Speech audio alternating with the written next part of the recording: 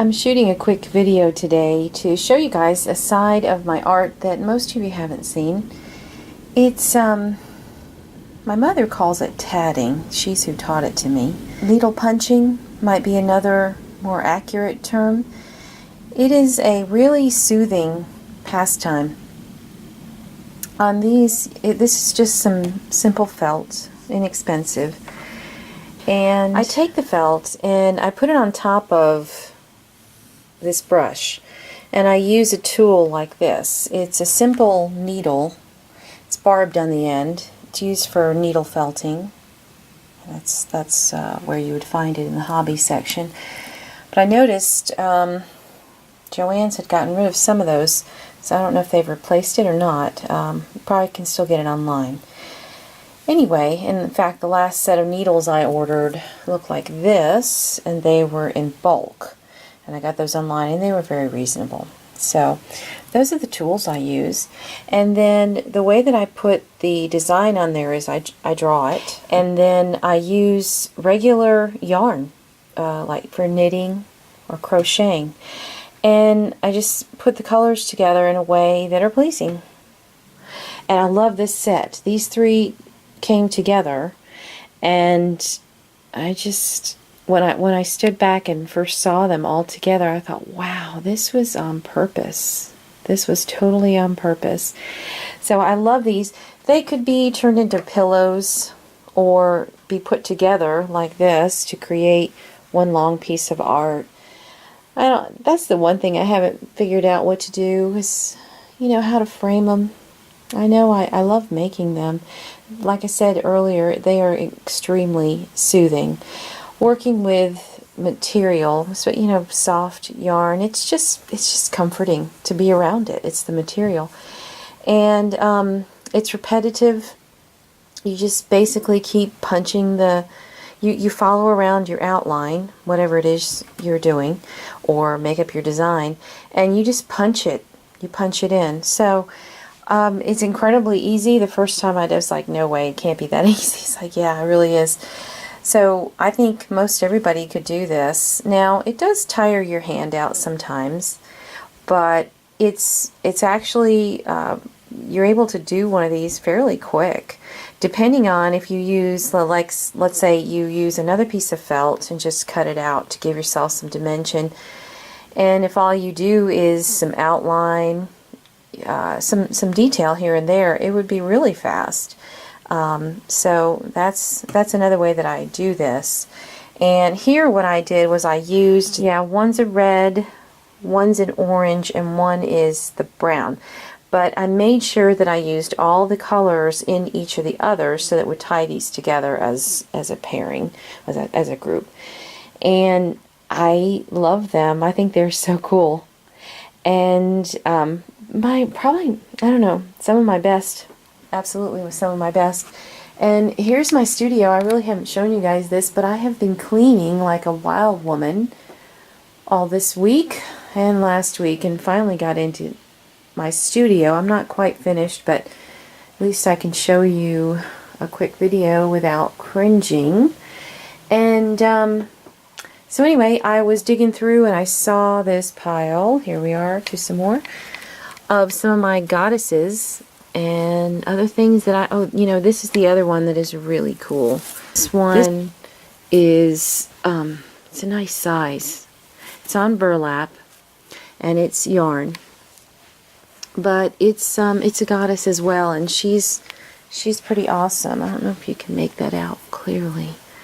But yeah, I love doing these. I always, every time I come back to them, I'm like, why don't you do these more often? Because they're really rewarding, because you can make one pretty quickly, and they're so comforting to do.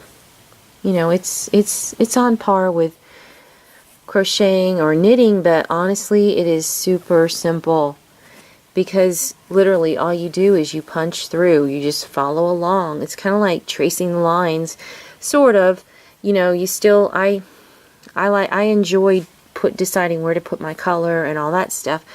But beyond that, you can see that that's what I did here. This is a piece of navy blanket. It's literally a navy blanket. And a piece of felt of my outline. And then I went around my outline with one color and used pink for the ears, a little bow tie there, and then the string.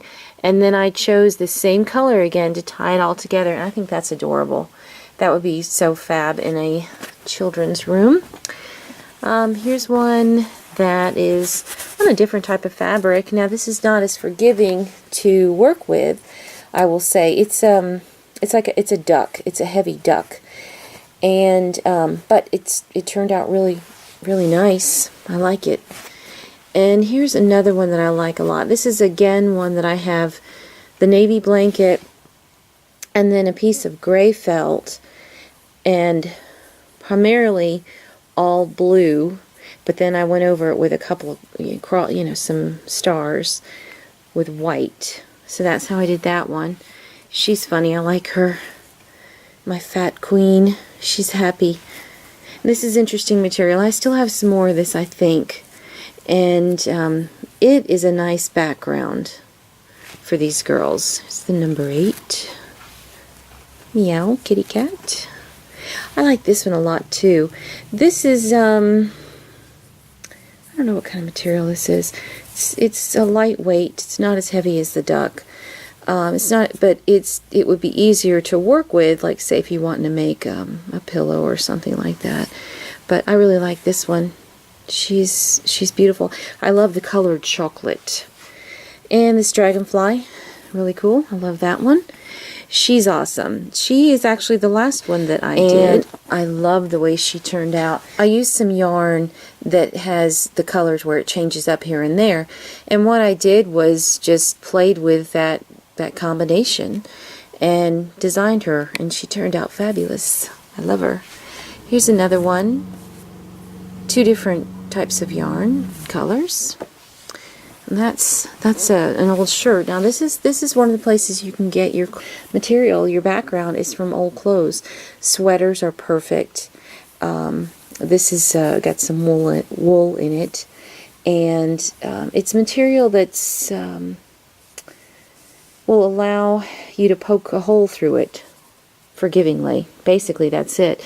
And some of it's trial and error. I do not like this material. It was very difficult to tat on this one, but I made it work. But it was not easy. So the weave is probably just too tight. That's the issue with that one.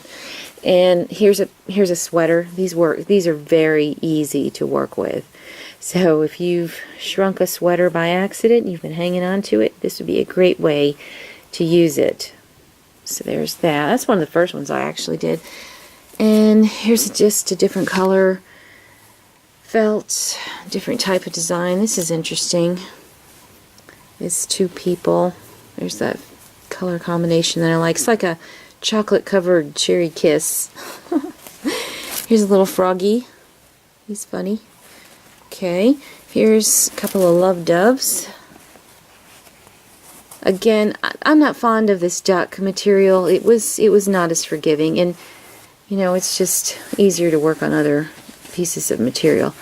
The navy blanket worked great. So wool is preferred, but it's not the only thing you can work with. Oh, this one's cute too. I'm trying to get to where. How did I have this? Yeah, this is just an old kitchen towel. And I just picked some crazy colors, and I like that one. That'd be cute in the kitchen. And another goddess. There she is. And I think these may be Picasso doves. I've got it the right way. I think that's it. Let's see. There's that one. Here's a kitty cat. Those are cool. I like those. Oh, another flower. Yeah, it's got a dark background, which is kind of interesting. And this is just an old sweater. That's what I used. An old sweater. And here's another froggy. I made one of these for a friend of mine. She's into frogs. Hello, Suze. Okay. Another goddess. Sometimes the yarn doesn't work so great. And I remember I didn't like how that one did. And I don't know if it was, may have been the material, but I want to say sometimes the type of yarn doesn't work so well. So you kind of gotta do a little trial and error with that as well. Okay, so I'm gonna finish up. I had to go see about mowing the grass for the first time, doing my part. And I just wanted to finish up by saying thanks for watching. Let me show you a little bit of my studio, which I'll show you some more on the way out of this video. And checking out a side of my art that you may or may not have ever seen. This may have been the first one I ever did. Big, pretty, flowy. Very simple. Yep. Just used 2 different color pieces of yarn on an old sweater. One of my favorite colors. And just played with how much yarn I used to show dimension. So there's that. Okay, here's the last bit of my studio. Okay, I don't know if I showed this part, but that is from back when I first started drawing, like, I don't know, 2000, 2001, I forget. And then my back table. Here's that box I made. Showed it on Facebook. I have not shown it on YouTube, but that is a decoupage top with alcohol inks. Okay, so that's that. And then some of my artwork in print. And some other paintings. This one is really cool. I love it. It's 2 paintings in one. And a mannequin my sister gave me. Some boxes that I'm excited about. I'm going to decorate those in some way. And then over here, this is where my easel is, and some shelving and some of my stuff. I still have to go through my drawers, and I still have more cleaning to do, but it is a whole lot better than it was. A whole lot better. This closet needs to be gone through. So, there you go. Thank you for watching. I hope that you have enjoyed this. And have a fabulous day. Sincerest Kimba.